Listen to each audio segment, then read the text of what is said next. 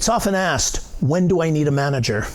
In this upcoming interview with Nick Jarjour from Maverick Management, he answers that and many, many other questions. Stay tuned.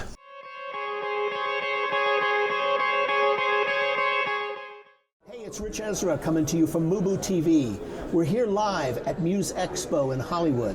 This channel is dedicated to artists, producers, musicians, and songwriters, and music business professionals of today and the future.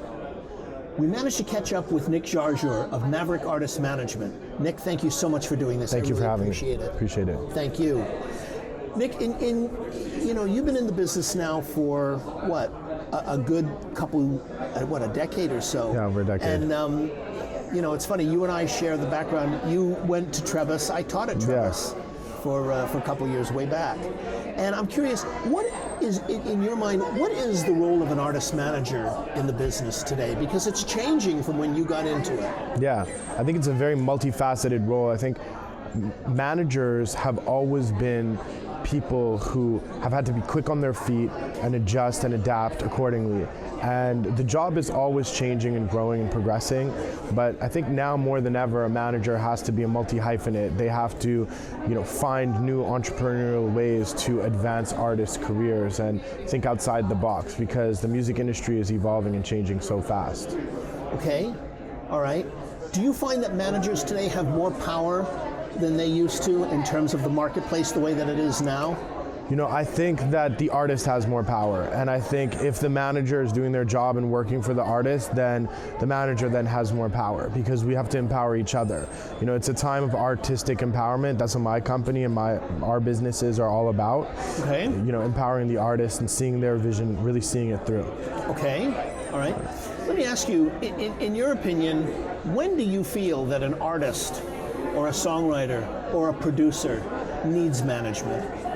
I think always at the end of the day, whether it's in their mind, they believe that they need that to advance their career, so it could be holding them back just because they think they need a manager, or whether it's someone who's really in the position where they're ready to work and kill it with a manager, and it's the perfect time to have a partner and collaborator. But I think management is a very essential and key part of an artist's career, but it starts with themselves being at a place where they're ready to work and put in the work to match up to the work that the manager wants to do for them. It's interesting listening to you talk about that, because it reminds me of the last interview I did where they were talking about the criteria of what they look for outside of the creativity, outside of the talent, the personal qualities. And I want to ask you the same question. When you're considering taking on a new artist whose music you love, whose talent you really have fallen for, what are the personal characteristics that you're looking for? Yeah. Non-creative, non-musical, that say, this might be somebody that I'm interested in doing a relationship with in management, or this is not for me. Yeah, and those non-creative qualities are actually really important for me. Talk about them. Integrity, loyalty, work ethic, those three things would be the top three things. Having integrity, knowing that this person isn't going to sell their soul for whatever opportunity, and they know their vision and they know who they are, and they're going to stay loyal, which leads us to our second one. Loyalty, so important. It's first and foremost being loyal to yourself. Loyalty isn't just about working with someone who you came up with in high school or elementary school. Loyalty is about honoring the things that you say and you do, and understanding that in a relationship like that, loyalty is an essential key part. And work ethic, that hard work and persistence, determination, motivation is so important, because I can't want it more than the artists themselves. And to add to that point, to add a fourth, I would say ambition.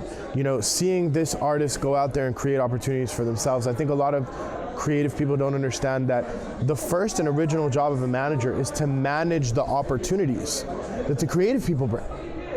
These go-getter superstars, nobody painted somebody's face and said, oh, become Kiss. They went and they made it happen. Gene Simmons, these guys made it happen. And today as artists, it's the same thing. You just don't really realize it because it's happening so fast. We think that it may be an elaborate team around them.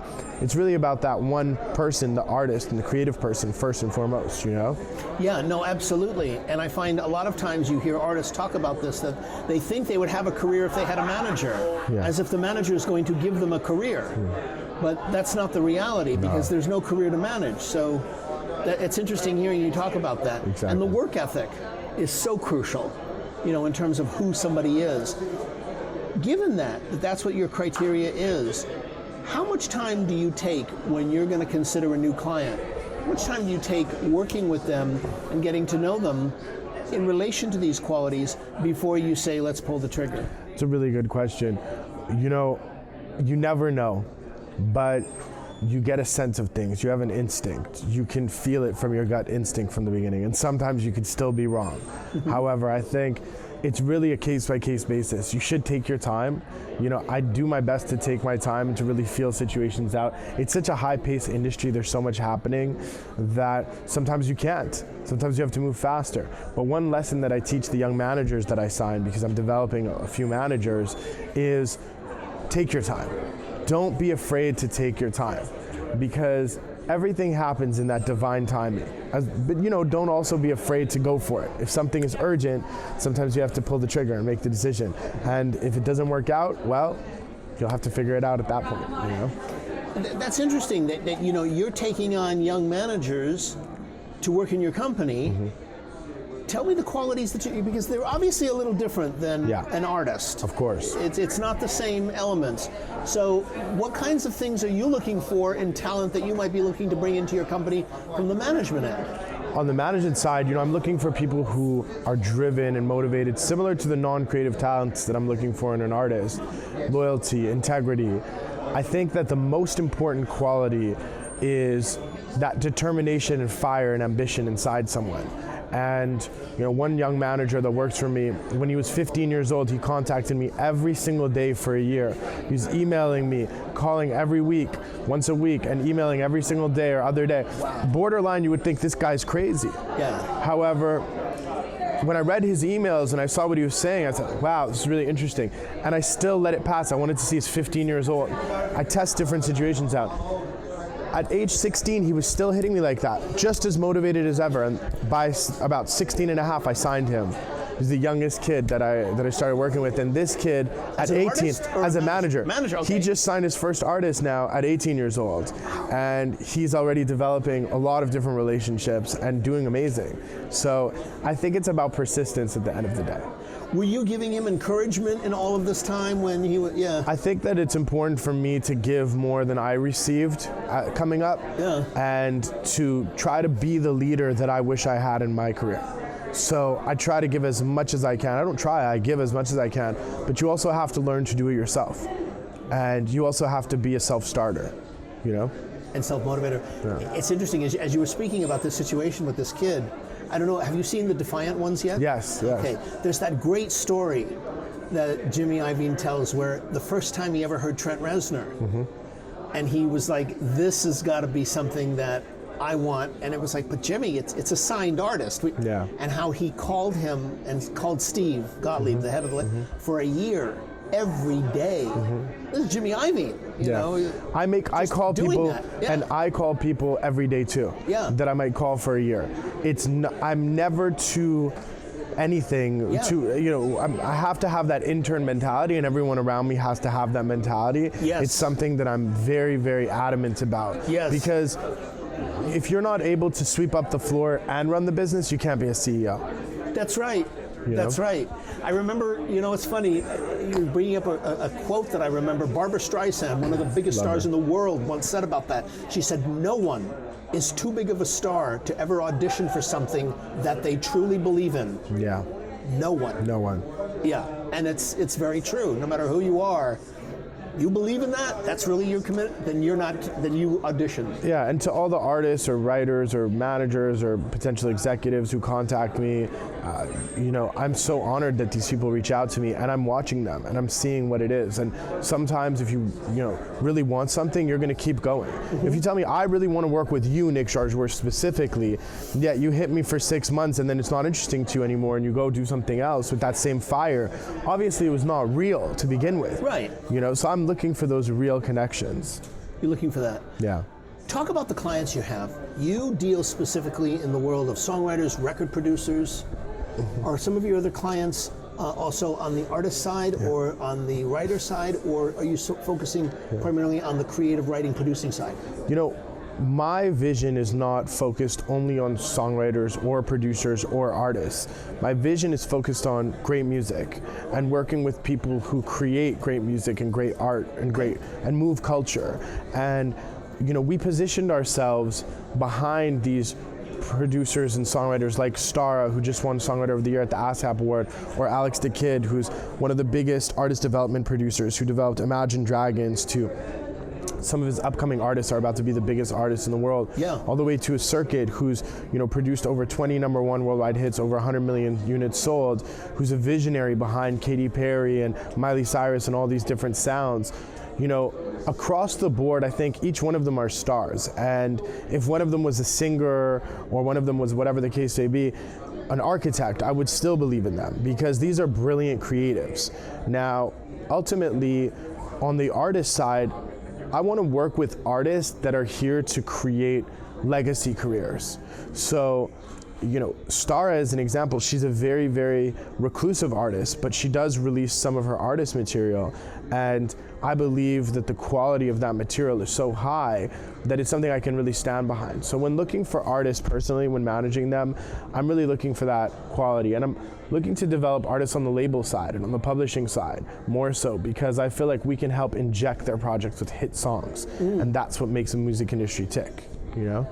Absolutely. Do you want to get involved with artists in the early stages? Yes. And having a stable of people like you do, you have a lot of ammunition in terms of your contribution and what you can bring to that. I would think. I mean, if you take a talent that you find as an artist, you can bring a whole arsenal of talent to that in terms of, it's almost like you could A&R your own record before even bringing it to a label. Yeah, which is why I think development deals and doing those type of deals, production deals and development deals is really interesting for the right artist. If I was a young Weeknd or a young Lady Gaga or Whitney Houston and I heard about Nick and his team, I would say, hey, I want to sign to that. How can I reach out to them? And that's why everybody who reaches out to me is so important, because I know they could be the next potential superstars. And I never count anybody out. I'm always listening and doing my best to really encourage the next generation. Okay.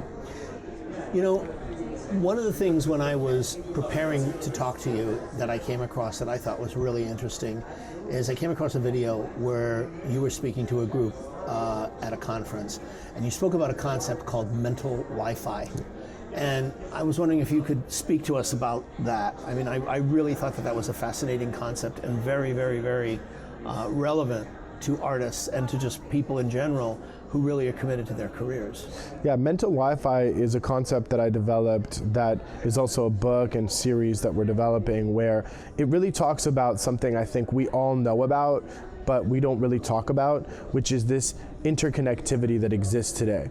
And creative people really feel that. If you ever got into the room with your partner or collaborator and they were like, oh, I brought you orange juice, and I was just thinking of getting orange juice. Something as simple as that, all the way to calling someone when they were like, I was just thinking of you, I need to speak to you.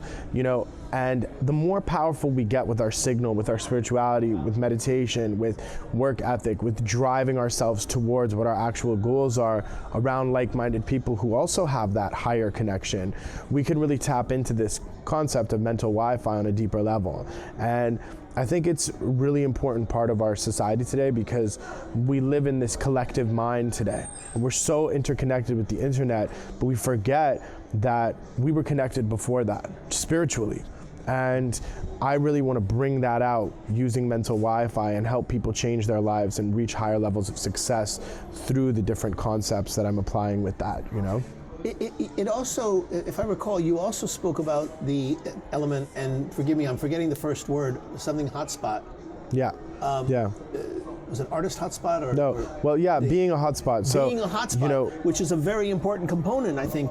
Totally. So mental Wi-Fi, you know, there's 3 different levels on the initial concept, which is, you know, activating your network, activating your actual Wi-Fi signal and being a mental Wi-Fi hub, having that connection, then actually being a hotspot where you can connect others who are not tapped in, people who are not maybe as woke and who needed that.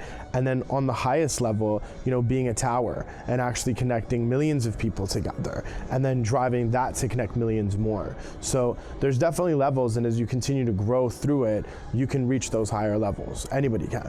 Okay. Yeah. So it's just about tapping into that at the level that you're at. Totally. Okay.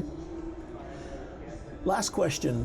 What, in your opinion, you deal with a lot of artists, you deal with a lot of songwriters and producers.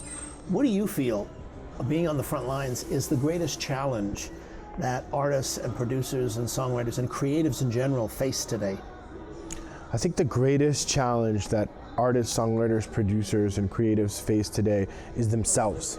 I think that often we are our own best friend or worst enemy, and the stories that we tell ourselves become true.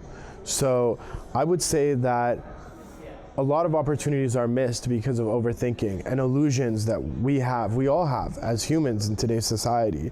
Once we break down those barriers a little more, we can tap into greatness like never before. Looking at things from just a positive perspective changes everything.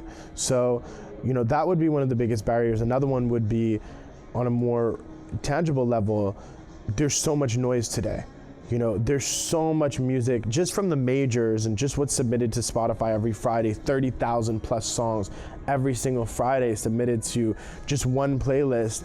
It's really hard when you're one of 30 million artists trying to get your song out. And then if there's another 30,000 smashes that are out there, but they're not even on that list of 30,000 songs that are submitted, well, that's a lot of noise and not enough people hearing it. So I think as people look to solve problems and create opportunities out of challenges, you should look at those things and think about, how can you fix that?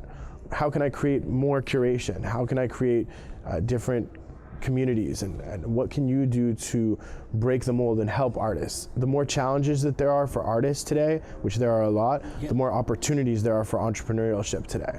And that's what I would probably leave everybody with. Okay. Yeah. Nick, thank you so much for coming in and doing this. No, my pleasure. I really appreciate it. Thank you so much. All right. Hey, this is Ritch Esra at MUBUTV. Thanks so much for watching this episode. We'd love to get your comments, so be sure to leave them below. And make sure that you like and share the video as well. If you like this video, or if you're new to MUBUTV, we'd love to have you subscribe. So be sure to hit the subscribe button below. And also, make sure that you hit the notification bell so that you can get notified by email every time we put out a new episode. And finally, we need to hear from you. We need to know what kinds of content and guests you're interested in at MUBUTV. So keep it tuned to your trusted source, MUBUTV, Music Business Television.